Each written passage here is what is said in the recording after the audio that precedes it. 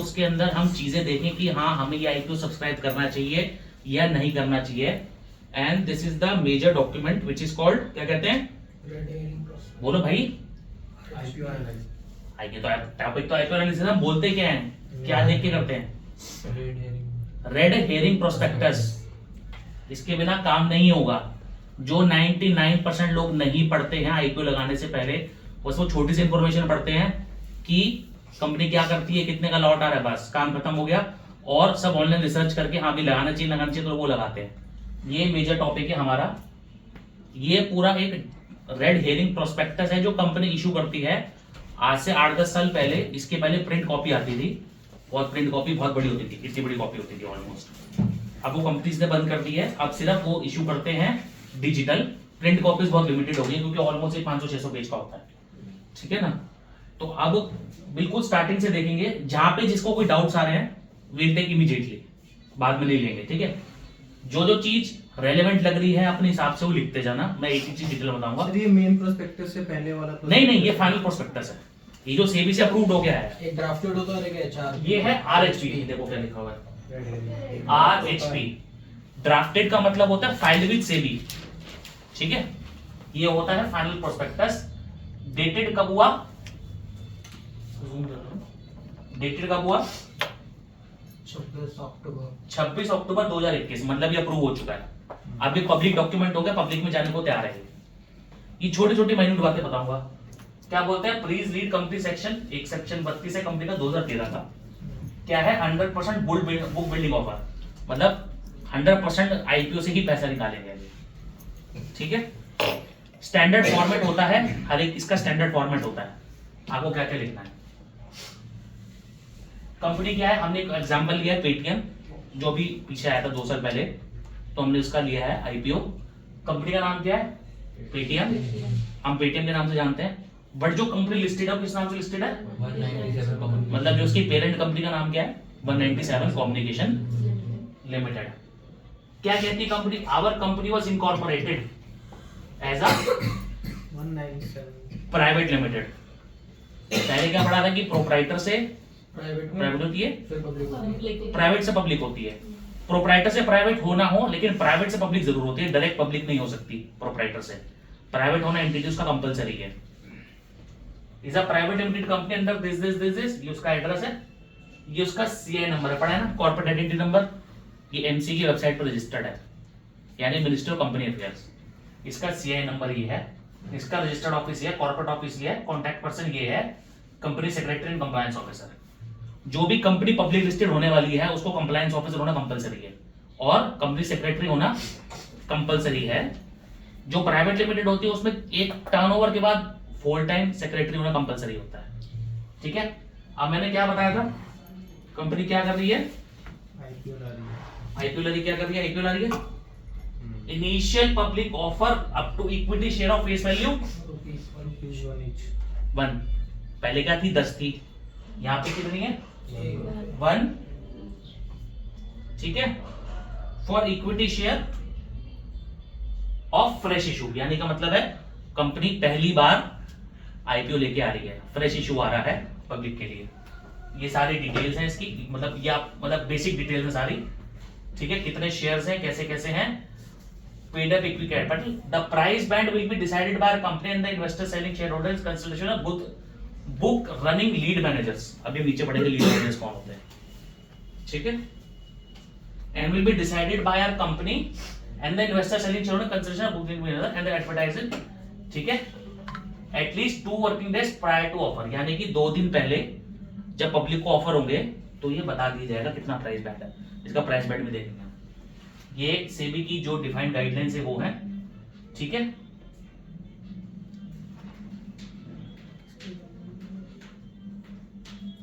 अब आए book running lead managers. Book running lead manager का मतलब क्या होता है, एक मिनट, ये किसके बैंक से बज रहे हैं, ये लक्ष्य से लेके आया था ना। बुक रनिंग लीड मैनेजर्स क्या होता है, जो इसके लीड मैनेजर्स हैं जो आगे सब्सक्रिप्शन में काम करेंगे, यानी कि जो इनको सब्सक्राइब करने में हेल्प करेंगे या जो इनका कंसल्टेशन संभालेंगे। मॉर्गन स्टैनली, गोल्डमैन सैक्स, Axis Capital, ICICI Securities, JP Morgan, Citigroup, ये सारे हैं। इसका रजिस्ट्रार कौन है? अच्छा मैंने ये बताया था कि एक तो डीपी होती है, सीडीएसएल, एनएसडीएल, ये तो होती है रिटेल के लिए, क्लाइंटों के लिए। कंपनी के लिए कौन होता है? भाई हमारे शेयर्स तो हमने रख दिए, लेकिन कंपनी के पास भी तो शेयर्स होंगे ना जो ऑफर कर रही है, तो उसके लिए कौन होता है? एक रजिस्ट्रार टू ऑफर, उसको हम रजिस्ट्रार बोलते हैं, register and transfer agent, RNT agent, जो कंपनी की तरफ से अपॉइंटेड होता है। समझ में आई? एक हमारे एंड से होता है सीडीएसएल, एक कंपनी के एंड से होता है। कंपनी में तुमने शेयर्स रखेगी ना कहीं ना कहीं, तो उसके लिए ये इन टाइम है। ऐसी 8-10 कंपनीज है हमारे पास जो ये इनके शेयर्स को अलॉटमेंट में हेल्प करती है आगे। मतलब अब जो भी काम पड़ेगा लिस्टिंग के बाद रिलेटेड टू शेयर्स, कंपनी पे जाने से पहले इनके पास जाओगे। कोई भी प्रॉब्लम आ रही है आपको, पहले तो आप अपने ब्रोकर से कॉन्टैक्ट करोगे, फिर कुछ भी ऐसे चेंजेस होने हैं जो ब्रोकर नहीं कर सकता है, तो वो ये डायरेक्ट करेगा। जो आपके चेंजेस होते हैं वो ब्रोकर इसको ही भेजता है। सपोज आपके फिजिकल शेयर्स पड़े हैं, तो हर एक कंपनी का एक वो होगा, registrar and transfer agent, RNT agent बोलते हैं, तो वो शेयर्स वहीं जाते हैं। जैसे अब आपके कोई फिजिकल शेयर्स हैं, वो फिजिकल शेयर डायरेक्ट कंपनी के पास नहीं जाएंगे कभी भी डीमैट होने, वो रजिस्ट्रार के पास जाएंगे। रजिस्ट्रार इंटर्न कंपनी को भेजेगा सारी कम्युनिकेशंस। कंपनी कभी भी डायरेक्ट डील नहीं करती है क्लाइंट से 95% केसेस में। 5% कुछ ऐसा इशू होता है तो वो डील करती है, कोई सिवियरिटी ऑफ द मैटर्स होते हैं, लेकिन जो भी स्टॉक मार्केट की सारी डिटेल्स हैं वो यही डील करेगा आपका रजिस्ट्रार एजेंट। समझ में आ गई? Got it? ये सारे इसके चैप्टर्स हैं, ठीक है। ये इसकी सारी टर्म्स है। ईसॉप क्या होता है, एलिवेशन कैपिटल क्या होती है, ये सब स्टैंडर्डाइज्ड होते हैं। कुछ का फर्क होता है और सब स्टैंडर्डाइज्ड होते हैं।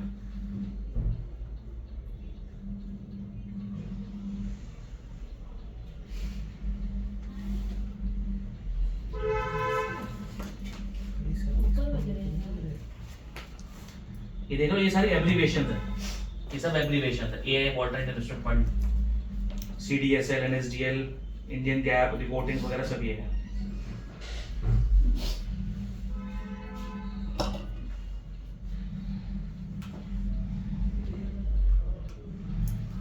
ये अब कंपनी का डेटा आ गया फाइनल। यहां से आपका एक प्रोस्पेक्टस शुरू होता है। अब इतना बड़ा प्रोस्पेक्टस जनरली कोई पढ़ नहीं सकता, तो हमें क्या देखना है कि कंपनी के प्रमोटर होल्डिंग्स क्या है।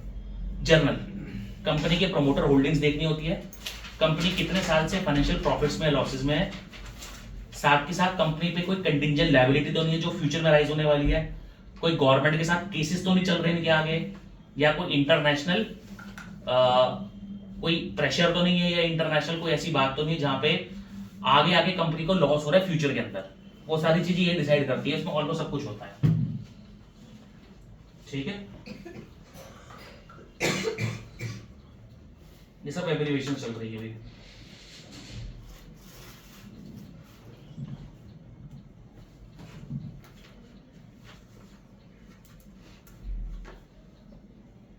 देखो ये एक नया चैप्टर ऐड हुआ है। अभी आपको देखना पिछले 2 साल में जो भी स्टार्टअप है, 3 साल में स्टार्टअप लिस्ट हो रहे हैं, इससे पहले जब अभी अब गार की भी हम कटिंग देखेंगे, जब प्रोस्पेक्टस आएगा जिसमें फाइनल लिखा होता है, उसके अंदर कंपनी को सेबी ने स्पेशली बोला है कि अगर आप लॉस में की कंपनी है तो उसको बड़ा बड़ा डिक्लेयर करें। इसके आने से पहले ये डिक्लेयर करना शुरू करें इन्होंने। क्या लिखता है? The red herring prospectus has this the forward looking statement based in current plans estimates, ठीक है, certain important factors that could cause user differ material from expectations. क्या लिखा कंपनी में? A history of net losses आ गया। A history of net loss, possibility not achieving profitability, यही पढ़ना होता है प्रोस्पेक्टस में हम लोगों को। A significant increase in payment processing charges payable to financial institutions, यानी कि आने वाले टाइम में जो कंपनी है या गवर्नमेंट है वो चार्जेस बढ़ा सकती है। Ongoing Covid, failure by group company Paytm banks to support services, not appraisal of our funding requirements, यानी कि उनको फंडिंग भी नहीं मिली, इनएबिलिटी टू अटैक मर्चेंट्स और ecosystem, a failure to manage our growth effectively, negative cash flows. समझ में आया? और लोगों ने भर भर के पेटीएम सब्सक्राइब करा है, भर के पेटीएम सब्सक्राइब करा 2100 रुपए पर। यही पढ़ना होता है। आईपीओ में कोई नहीं पढ़ता, सिर्फ गिनती के 8-10 पेज होते हैं जो पढ़ने होते हैं और आपको पता चल जाता है कि आईपीओ लगाने लगा। मैंने आपको 2 स्ट्रैटेजी बताई थी आईपीओ लगाने की। या तो आप हर एक आईपीओ में लगाओ पैसा और आपका मोटिव है कि लिस्टिंग के वक्त हम निकल जाएंगे, चाहे प्रॉफिट है चाहे लॉस है, वैसा 10% का प्रॉफिट है चाहे 20% का लॉस है चाहे 100% का प्रॉफिट है। दूसरा है कि आपने पढ़ के लगाया कि मुझे लॉन्ग रन के लिए रखना है या मुझे उसमें लगाना चाहिए कि नहीं लगाना चाहिए, आपकी कैपिटल सेफ है, समझ में? क्योंकि जिसका बहुत ज्यादा डिमांड होता है आज की डेट में, आपको अलॉटमेंट नहीं मिलता है। आज से 10 से 15 साल पहले आपको अलॉटमेंट मिल जाता था हर एक आईपीओ में, क्योंकि जो परसेंटेज ऑफ डीमेट होल्डर्स थे वो भी कम थे, लगाने वालों की पब्लिक भी कम थी और समझने वालों की भी पब्लिक कम थी, लेकिन वो बहुत ज्यादा बढ़ गई है। Adverse effect of contingent liabilities, मैं एक वर्ड यूज कर रहा हूं ना बार-बार, कंटिंजेंट लायबिलिटीज। कंटिंजेंट मतलब फ्यूचर लायबिलिटीज। ये बहुत जरूरी पॉइंट है कि आपकी फ्यूचर में क्या इंक्रीज होने वाली लायबिलिटीज। जैसे रिसेंट का एग्जांपल अगर पढ़ोगे तो लिख लेना, ऑनलाइन गेमिंग इंडस्ट्री पे 28% का जीएसटी लग गया है विद रेट्रोस्पेक्टिव चेक। ठीक है, जब से शुरू हुआ होगा फिर, जब से ऑनलाइन गेमिंग स्टार्ट हुआ है, यानी कि जब आपसे कंपनी लॉन्च हुई है, आपने 28% जीएसटी पे करना है with retrospective effect along with on the bet value. Generally क्या होता है, हम प्रॉफिट्स पे टैक्स लेते हैं, वो कहती है प्रॉफिट पे टैक्स नहीं दो। आपने अगर 100 रुपए की बेट लगाई तो 100 रुपए पे टैक्स दो, अगर 10 रुपए का प्रॉफिट है उस पर टैक्स नहीं लगेगा। ये भी कंटेंशन चल रहा है, सुप्रीम कोर्ट में केस अभी फाइल हुआ है, ठीक है, सारी कंपनी से फाइल करा है, ऑलमोस्ट 1 लाख करोड़ की डिमांड है। तो यही होती है चीजें। तो क्या हुआ, कंपनी के जो शेयर्स थे या जो अनलिस्टेड शेयर्स उनकी वैल्यू एकदम से घट गई, फंडिंग कंपनीज नहीं दे रही आगे, ये रीजन होता है। ठीक है, failure to expand our services offering and market reach may not succeed. ये मैं इसलिए नहीं पढ़ा रहा हूँ नेगेटिव है, बट ये पढ़ा रहा हूँ कि ये आईपीओ आया है, 2100 रुपए का आईपीओ है, क्या इसकी वैल्यूएशन 2100 बनती है? ठीक है, समझ में आया? ये एक पेज है सिर्फ, this is more than enough to read.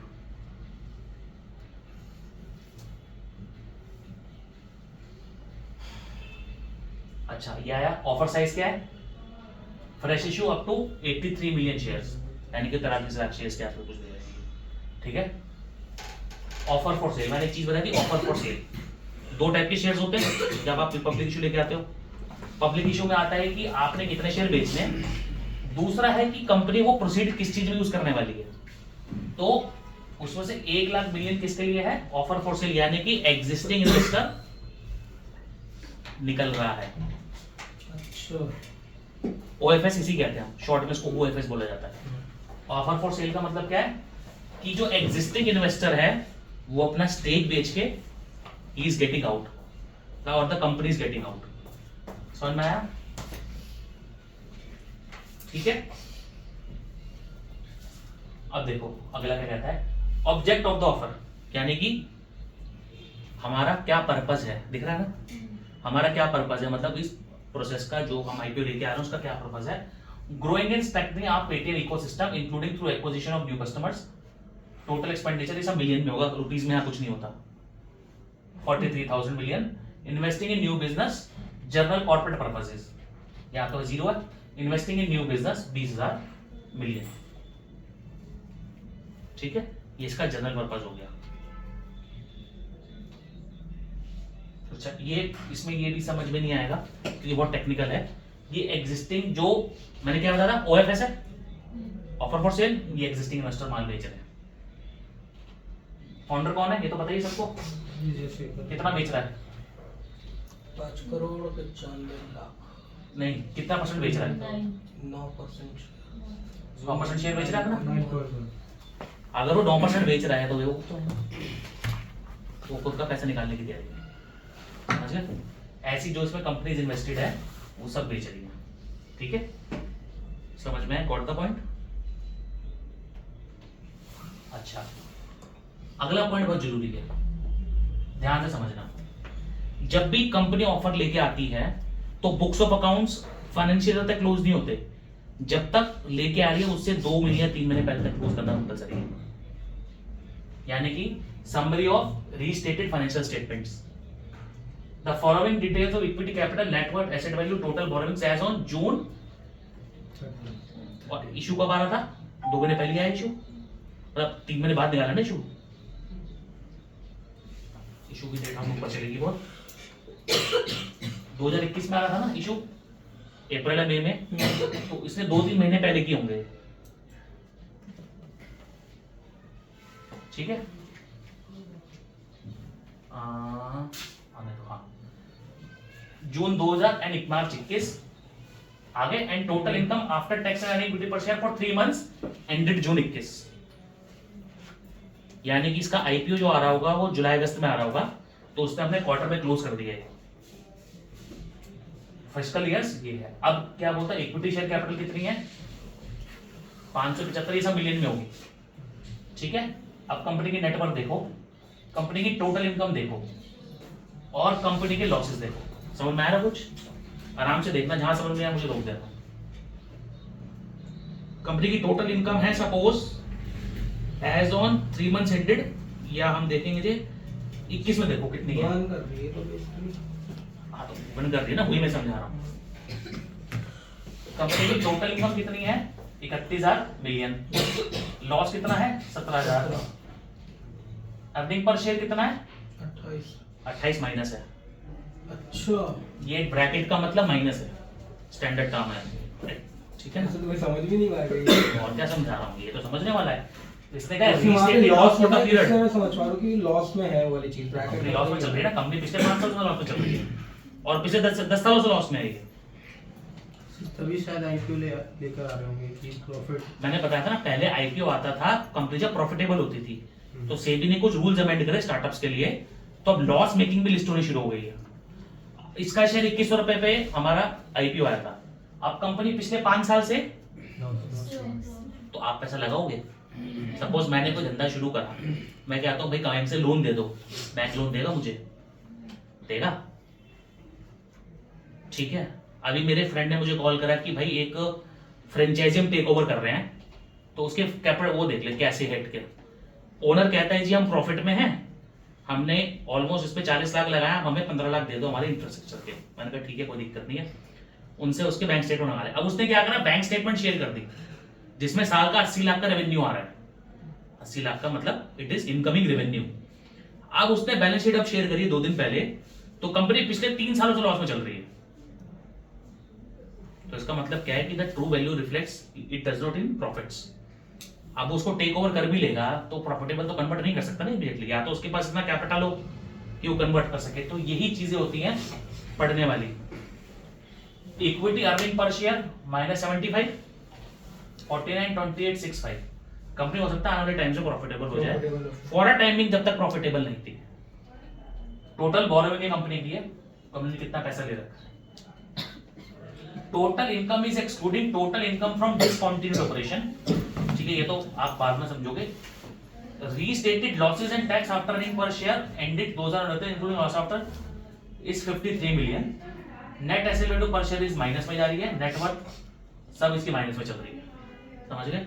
ये पढ़ने वाली चीज होती है। अगर कंपनी पिछले 5 साल, मेरा पर्सनल व्यू है जो मैं अपने जनरली फॉलो करता हूं, अगर कोई भी कंपनी पिछले 5-6 साल से प्रॉफिट्स में नहीं है तो it is unrealistic to invest. आने वाले टाइम में हो सकता है प्रॉफिटेबल हो जाए क्योंकि हम डिजिटल की तरफ बहुत पढ़ रहे हैं, लेकिन इंडियन मार्केट जो है वो डिस्काउंटेड मार्केट है। हम कोई भी सर्विस, आप पेटीएम की यूज करते हो, ईज ऑफ कन्वीनियंस हो गया, ठीक है, आपको कुछ कैशबैक मिल जाता है, ठीक है। आज की डेट में सबसे ज्यादा पेटीएम यूज करते हैं हम लोग for the convenience of payment, almost 90% लोग, या जीपे यूज कर रहे हो या हम कुछ और यूज कर रहे हैं, फोन पे यूज कर रहे हैं for the convenience of payments. Secondary for the use of services like train tickets हो गई क्योंकि जल्दी से बुक हो जाती है, होटल टिकट्स हो गई, मूवी टिकट्स हो गई, ठीक है। बट उससे जो रेवेन्यू फ्रॉम ऑपरेशन है कंपनी का बहुत कम है। ये सेकेंडरी कंपनी ने क्या शुरू करा है, शॉर्ट टर्म लोन देना। आप देखते हो ना आपके ऐप पर लोन अवेलेबल हो रहा है, 20,000 का लोन, 30,000 का लोन, 50,000 का लोन, तो वो शॉर्ट टर्म लेंडिंग के लोन्स दे रही है। बट इनका रेवेन्यू, इनका जो एक्सपेंडिचर है एज कंपेयर टू एक्सपेंशन वो बहुत ज्यादा है, और आज भी बहुत ज्यादा है, ठीक है। अच्छा, ये आ गए।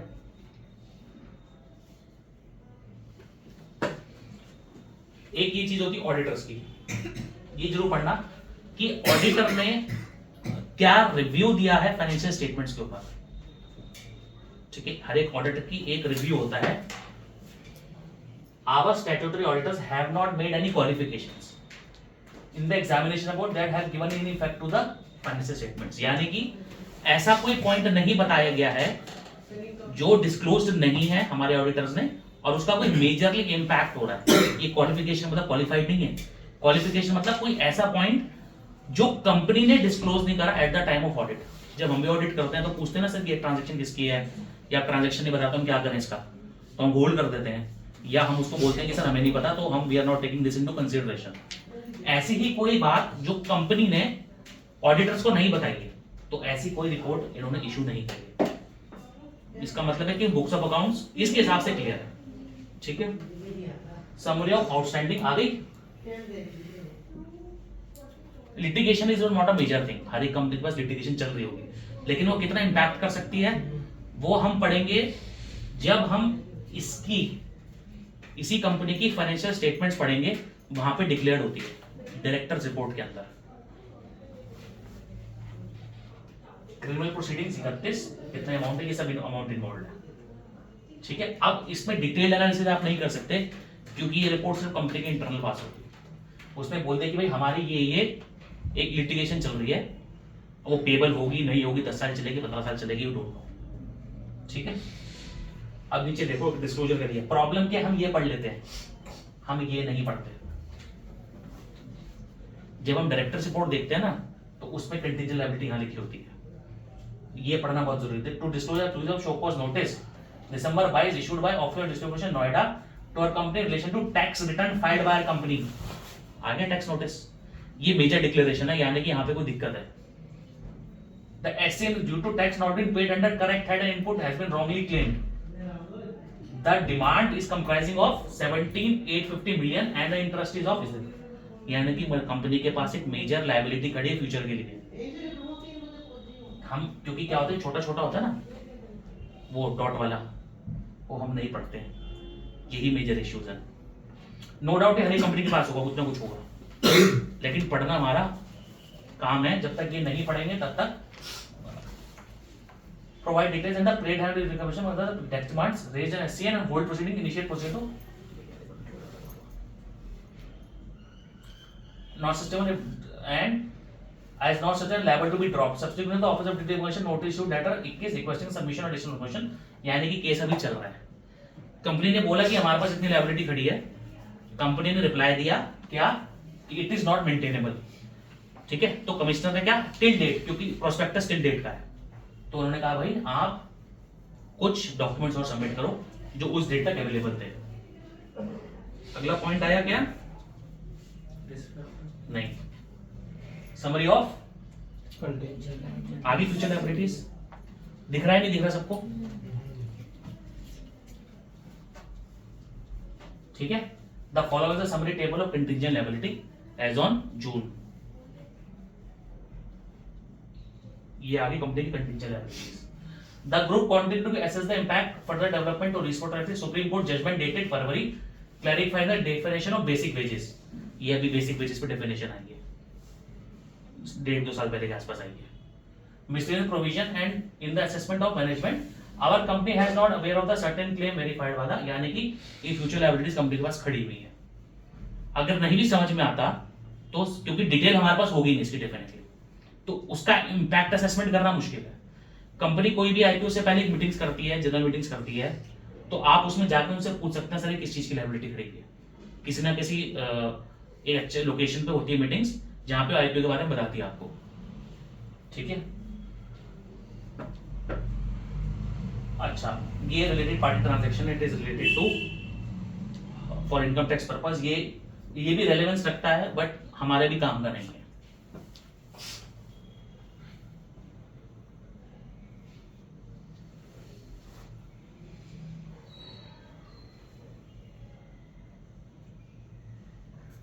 अच्छा, ये आगे डिटेल हमारे पास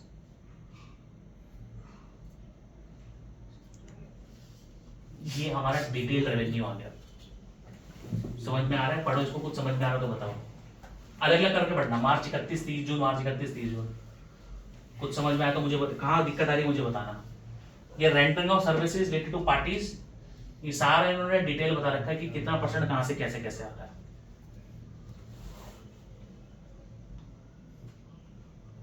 आया समझ में? ये थोड़ा income tax point of view का है।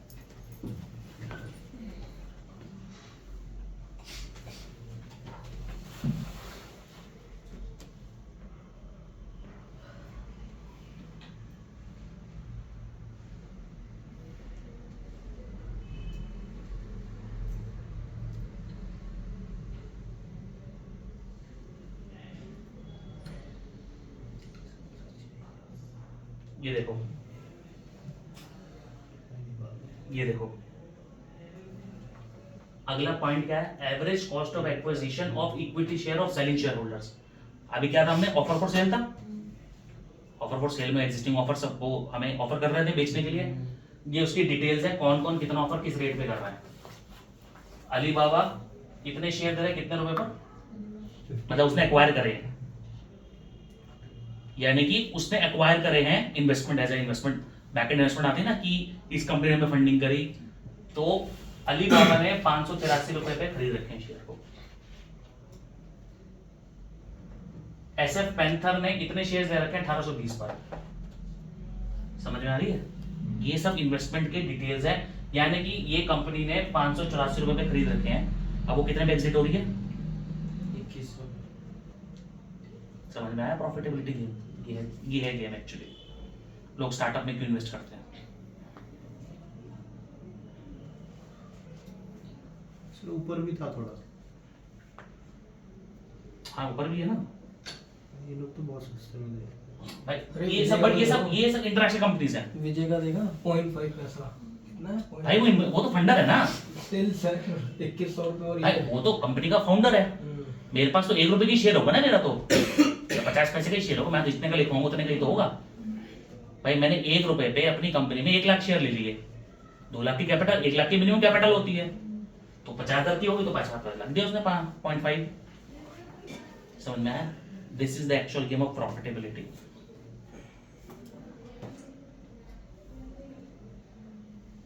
आया समझ में, जो मैं प्रॉफिट की गेम बता रहा हूं ना वो यही है कि ये कंपनी, जो बड़ी बड़ी कंपनीज इन्वेस्ट करती है, कैसे पैसा कमाती है।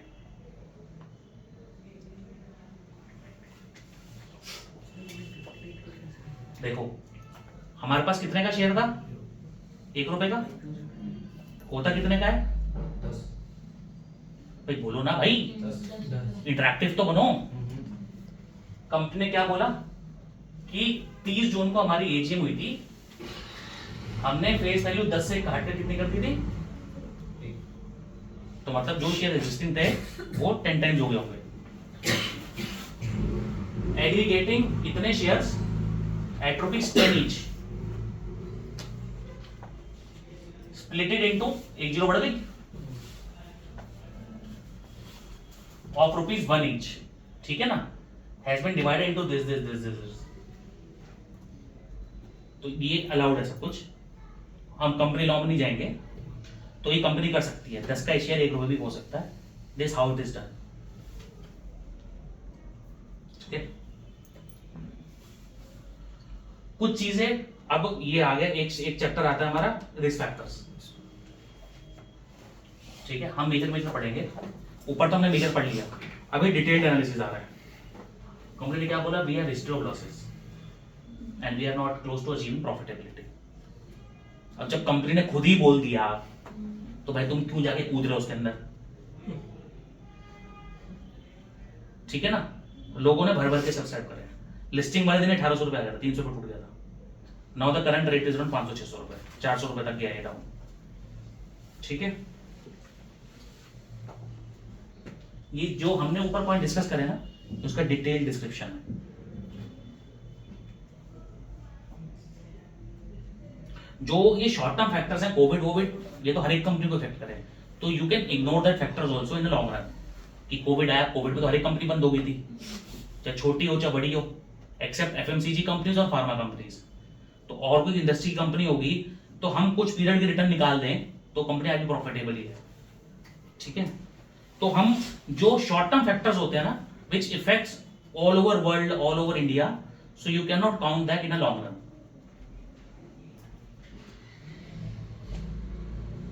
ठीक है, जनरल पार्टी रिलेटेड ट्रांजैक्शन आ गई।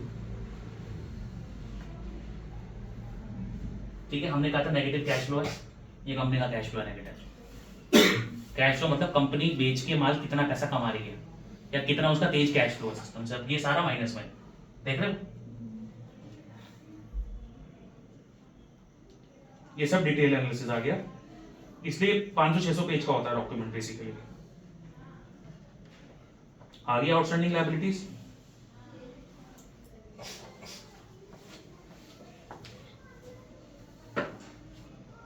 ये सारा जो हमारे पास, ये सारा अब पूरा डिटेल्ड एनालिसिस आएगा इस पर हर चीज का, कि कहाँ कहाँ हमें पैसा देना है, केस कहाँ तक पहुंचा टिल डेट, ये सब बताएगा भी आपको। लेकिन जनरली कोई इतना पढ़ता नहीं है ना, एक ऑनेस्टली मैं भी इतना नहीं पढ़ता लंबा, मैं भी ऊपर से मेजर मेजर चीजें देखता हूँ, ठीक है। बट ये एक बार आपको गो थ्रू जरूर कर लेना चाहिए बिफोर अप्लाइंग एन आईपीओ। कौन कौन सी चीजें बोलो भाई,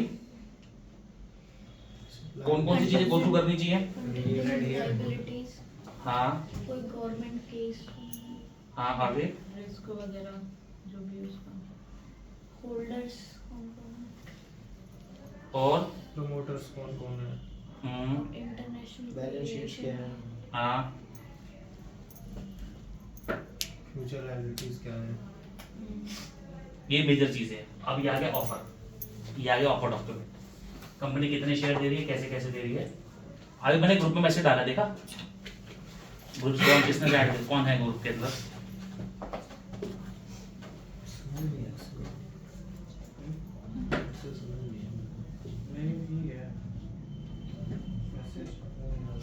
जी एंटरटेनमेंट, नहीं, एक मैंने पहले आईपीओ का मैसेज डाला है, IBL IPL IBL IBL finance, IPO हाँ। डिटेल्स, आगे समझ में क्या क्या आईपीओ का मैसेज था, कंपनी कितने शेयर दे रही है, प्राइस बैंड क्या है, समझ में आया? उसमें क्या समझ में नहीं आया बताओ?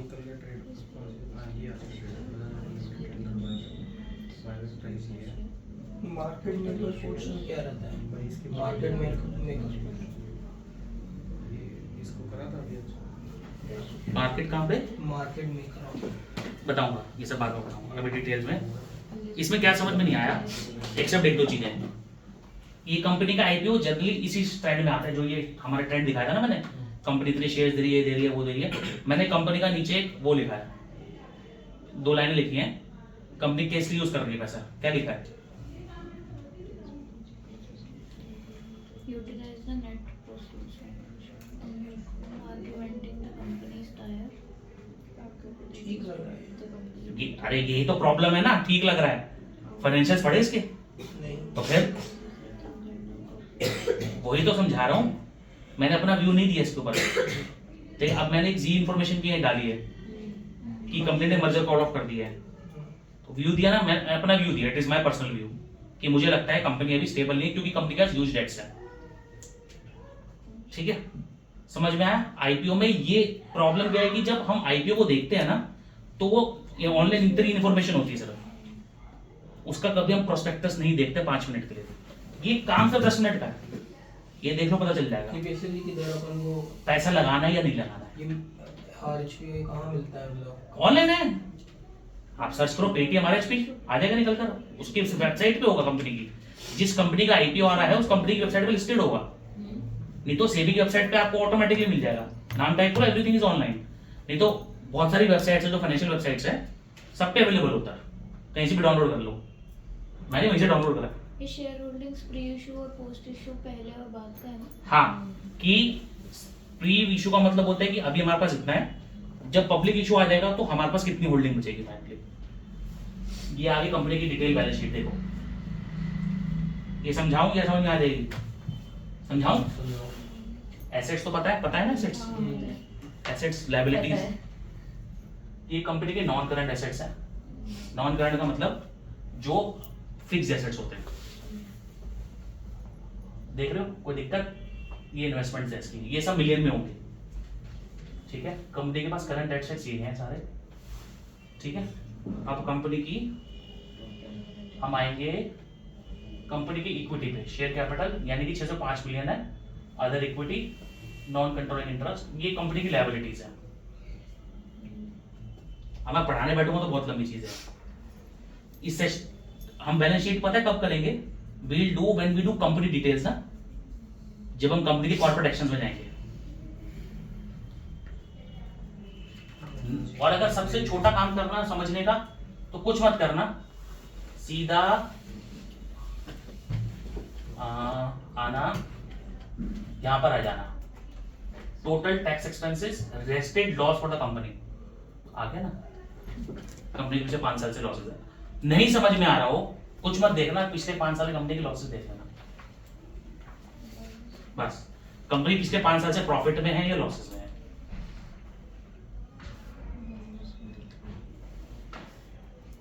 ये कैश फ्लो स्टेटमेंट आ गई, ये जल्दी समझ में नहीं आएगी जल्दी, क्योंकि ये सब टेक्निकल है बहुत ज्यादा। हम ही जब करेंगे जब हम बैलेंस शीट्स पढ़ेंगे कंपनीज की, जब हम डिटेल में एक एक दिन उठाएंगे ना, 3-4 दिन का टॉपिक है ये। कंपनी की जनरल इन्फॉर्मेशन हो गई, इन्वेस्टेड ग्रीवेंसेस हो गए, बुक रही, अब ये सारी डिटेल डिस्क्रिप्शन है सारी, ठीक है। और देख ले हम कुछ पेज और बचा रहेगा। रजत की तरह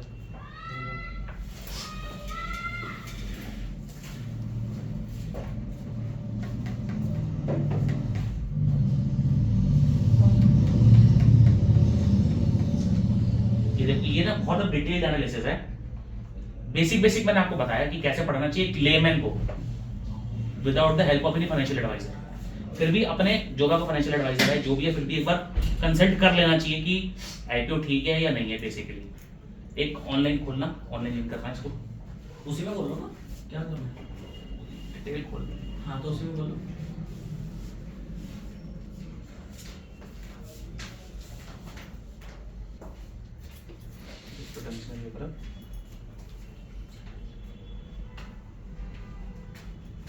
अप्लाई करोगे?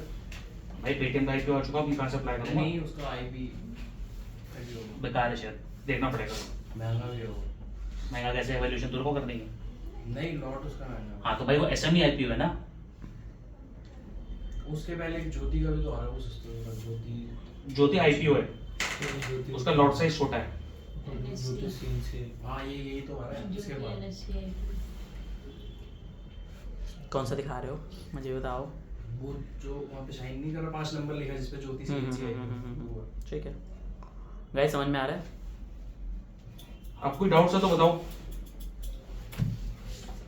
अब तुम्हें कोई तो डाउट होगा, तुम्हें 3 दिन से डाउट ही नहीं आ रहे। नहीं पूछ लिए स्टार्टिंग में तो एक दो। How the branding is done actually. तो आप you are confessed to buy this IPO. ये आ गया, आईपीओ डिटेल्स आ गई। Open date, close date, generally 3 दिन का होता है आईपीओ। टोटल शेयर्स कितने हो गए? 8.5 करोड़ ऑफर कर रही है। फेस वैल्यू कितनी बनाई थी मैंने अभी? आ गई। बुक बिल्डिंग इशू है यानी कि थ्रू पब्लिक 18,300 करोड़ का आईपीओ। लॉट साइज कितना है? मिनिमम 6, मतलब 6 शेयर मिनिमम लगाने। प्राइस पॉइंट कितना है? आप डू यू बिलीव कि इतने रुपए वैल्यूएशन बनती है? अगर आपको 2100 रुपए का शेयर लेना है तो इन्फोसिस बुरा है क्या? प्रैक्टिकली एनएससी बीएससी लिस्टेड है, लिस्टिंग डेट कब है? ठीक है, ये आगे नेट प्रोसीड्स कहां पे यूज होनी है, ठीक है। अब ये कंपनी के फाइनेंशियल आ गए। कंपनी क्या है? लॉसेस में।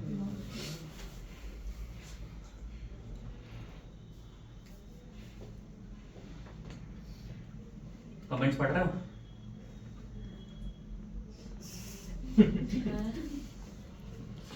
जीएमपी बताया था। ये क्या कह रहा है? करंट जीएमपी नहीं होता। तो जब हम कहते हैं कि what is GMP, grey market premium, do not believe it. ये सिर्फ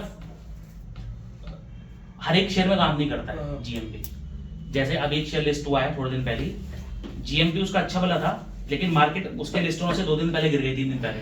तो जो जीएमपी 100 रुपए का था वो घट के 15 रुपए हो गया, ठीक है। तो believe on your self consciousness rather than believing in figures. Online figures है वो देखो, प्रोस्पेक्टस पढ़ो, रैंडम कोई भी साइट मत पढ़ो। हाँ, एक बार प्रोस्पेक्टस पढ़ लो, यानी कि अपनी बुक खोल के पूरा पढ़ लो, उसके बाद you can compare to any site कि मैंने जो पढ़ा है वो ठीक है या जो उसने बोला है वो ठीक है। You need see how the branding is done. अब देखो ब्रांडिंग कंपनी कैसे करती है। अब आप बोलोगे भाई 28 बिलियन रेवेन्यू इन ऑपरेशंस है, ठीक है, 4 ट्रिलियन ग्रॉस रेवेन्यू है। अरे भाई ठीक है, आगे भी तो बताओ। नहीं लिखा है कि हमारा लॉस है? नहीं लिखा ना। अच्छी चीजें डाल रखी हैं बस, बड़े फिगर्स। अब it is a branding, it's actually a branding. ठीक है, अब आप सोचोगे भाई 7 बिलियन 7 ट्रांजेक्शन हो रही है, ये तो बढ़ेंगी, so you are compelled to buy that, आपको बोला जाता बाय करने के लिए। इसलिए बिना पढ़े कोई भी आईपीओ मत लगाओ, अपना एनालिसिस खुद करो, उसके बाद अगर आईपीओ अप्लाई करो, फिर पूछ लो किसी से, ज्यादा समझ में नहीं आ रहा कोई टेक्निकल टर्म है, search it online, you will get it. जैसे उसने बोला मार्केट टू मार्केट क्या होता है, you search it, you will get it, what is the meaning of that. But if you are applying any IPO, do research with prospectus, सिर्फ starting के 6 page है 7 page बस, और it will take hardly 10 minutes to read. ये अभी काम नहीं आएगा, when you are into growing age, when you grow 25-26 में स्टार्ट अर्निंग, ये बहुत काम आने वाला है। हम क्या करते हैं कि देखो आपका खुद का पैसा है, कोई और तो गाइड नहीं करेगा ना लगाने के लिए, या तो बहुत एक्सपर्ट हो कि हाँ भाई वो here is very expert in the market, वो पूरे दिन यही काम करता है, तो आप पैसा लगा सकते हो। बट चाहे आपका खुद का पैसा हो, चाहे घर वालों का पैसा हो, चाहे पर्सन ही कितना एक्सपर्ट क्यों ना हो, एक बार गो थ्रू या उससे पूछ जरूर लेना, सर कंपनी करती क्या है, कंपनी कितने लॉसेस में है, कंपनी कितने प्रॉफिट्स में है। 95% लोगों को नहीं पता होगा कंपनी क्या करती है, उनको ये नहीं पता होगा कंपनी प्रॉफिट्स में। उससे एक पूछना, सर आपने रेड हेरिंग प्रोस्पेक्टस पढ़ा है, उसको पता ही नहीं होगा कि कौन से पेज पर रेड हेरिंग प्रोस्पेक्टस होता है, उसको ये नहीं पता होगा कंपनी के ऑपरेशंस क्या है। या उससे पूछ लेना, सर ये जो पैसा लेके जा रही है कंपनी, ये किस पर्पस के लिए लेके जा रही है, नहीं पता होगा, क्योंकि पढ़ता ही नहीं है। उनको बोले टारगेट पूरा करो, टारगेट पूरा करते हैं सिर्फ। तो चाहे आपने पढ़ रखा हो या बात कर रखी हो, अपने आप से एक बार क्रॉस वेरीफाई जरूर करें अगर आप कोई भी फाइनेंशियल ट्रांजैक्शन करने जा रहे हो। It is not for the stock market, whether it's a mutual funds, whether it's a bond market, whether it's a FD. उससे पहले ये तो पूछो कि सर मैं एफडी तो करा लूंगा, अगर आपका 30% का ब्रैकेट है तो what is the use of FD. Neeraj हम कितने लोगों को देखते हैं एफडी का इंटरेस्ट आ रहा है, when we file income tax returns, लोगों ने 20-20 लाख की एफडी करा रखी है। अरे you are in a tax bracket of 30%, if you are doing 20 lakh FD और उसमें 8% यानी कि 1.5 लाख रुपए कमा रहे हो, and 30% you are paying to the government, तो it is unnecessary to do. अब हमको समझाते हैं कि सर आपका टैक्स बनता है, वो कहते हैं जी 10% तो कंपनी ने, वो बैंक ने काट लिया। तो यहाँ पे क्योंकि प्रॉब्लम क्या है कि हमारे इंडिया में जो एक क्लास है वो टैक्सेशन प्लानिंग नहीं कराती है, they start doing in January February अप्रैल, तब तो सब कुछ ड्यू हो चुका होता है। क्योंकि yesterday I got the call कि भाई मेरा ऐसे ऐसे टैक्स बचाना है। अब तो क्लोजिंग पीरियड में कैसे बचाओगे टैक्स, हो ही नहीं सकता। लास्ट में आप कैसे बनाओगे, जो कॉन्ट्रैक्ट अप्रैल में बन जाना चाहिए लास्ट ईयर, वो कॉन्ट्रैक्ट इस साल कैसे बनेगा। तो that creates hassle and it will create problem in the system also. तो जो भी आप प्लानिंग करो वो start with April and end with March. अगर आप अप्रैल से प्लानिंग करनी शुरू करोगे तो आपकी प्लानिंग हमेशा ठीक होगी।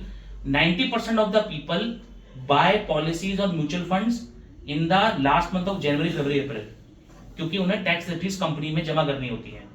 अब होता क्या है कि they have a lump sum amount, होता नहीं है तो 50,000 लाख रुपए अपने इमरजेंसी फंड निकाल के लगा देते हैं कि मेरा 20,000 रुपए टैक्स बच जाएगा।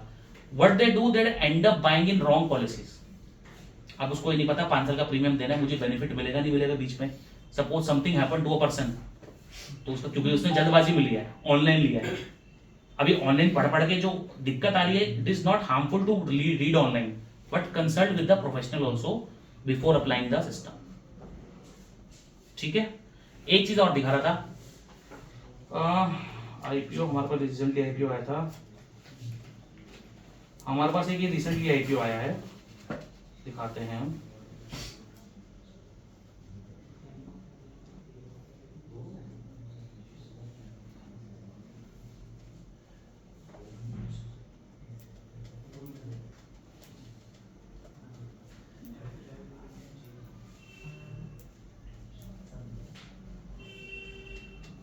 ये हाँ आईपीओ ना हमेशा न्यूज़पेपर में भी प्रिंट होता है, तो मैं न्यूज़पेपर लाया नहीं हूं। उसमें जो मैं आपको बात बता रहा था ना,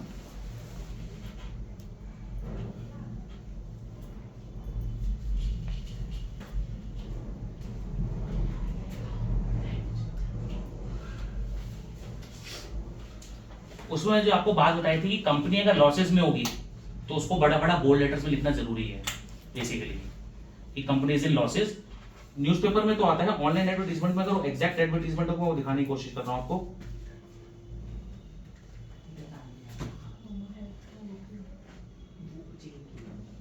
एडवर्टीजमेंट में दिखाता हूँ, सकते हैं दिखाता नहीं हुई चीज में आता है।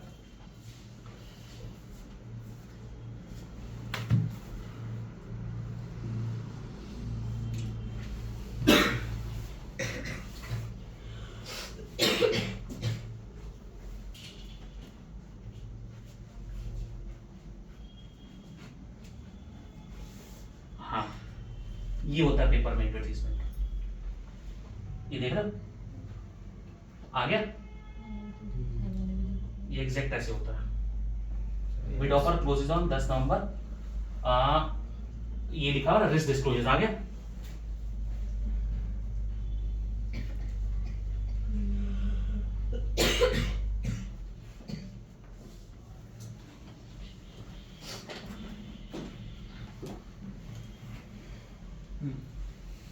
आगे दिख रहा है?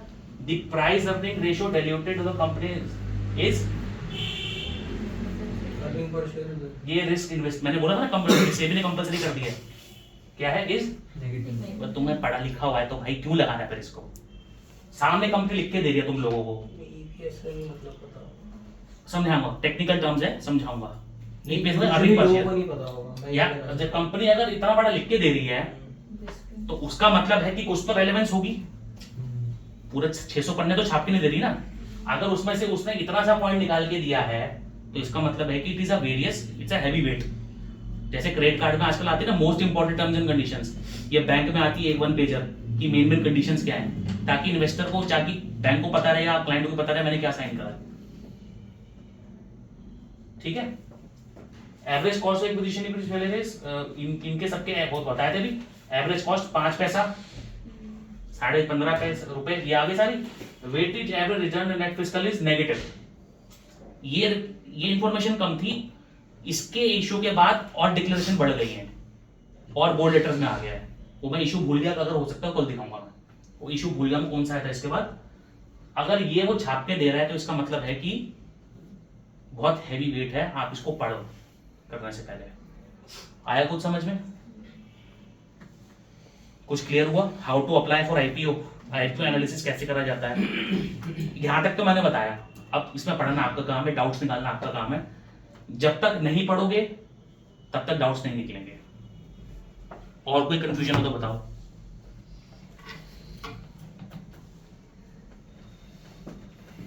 हाँ जी, और कोई कंफ्यूजन्स? कोई भी XYZ किसी चीज के लिए भी? तो यहाँ सेशन खत्म करें। कल क्या करता है?